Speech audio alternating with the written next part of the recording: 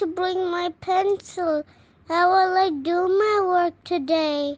Hey, can I borrow your pencil? I forgot to bring mine. Of course, my friend. You can use it. Jazakallah khair.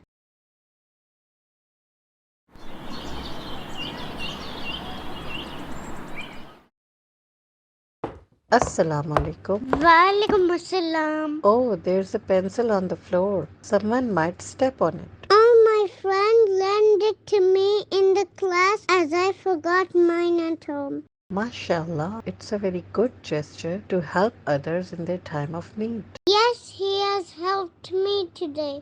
But son, you have to take care of the things you have borrowed from others and also return them on time. Oh, okay, inshallah, I'll return it to him tomorrow. MashaAllah, good boy.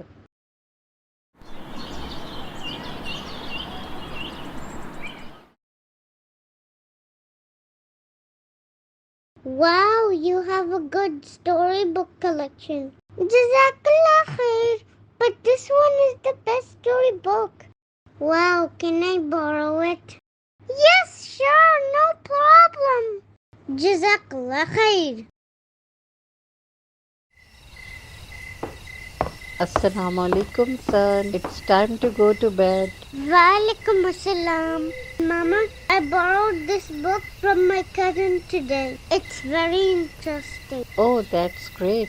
Reading books is a good habit. But son, it's getting late. Remember to recite the sleeping dua. Okay, Mama. Allahumma bismika amutu wa ahya.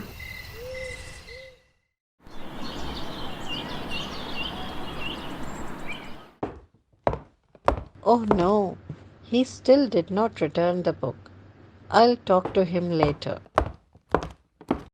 Assalamu alaikum, Mama. Walaikum assalam, son. Come, have a seat. What is it, Mama? I found the book you borrowed from your cousin.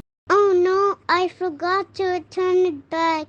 I always forget, Mama. How can I stop this habit? Let me tell you a hadith. As recorded in Tirmizi, a borrowed thing must be returned. We must avoid asking or borrowing things from others as much as possible. If we have to borrow an item, we must make sure that we do not misuse it, we do not leave it lying around, we return it to the owner in the manner we received it. We do not wait for the owner to ask for the item. Instead, we return the item in time.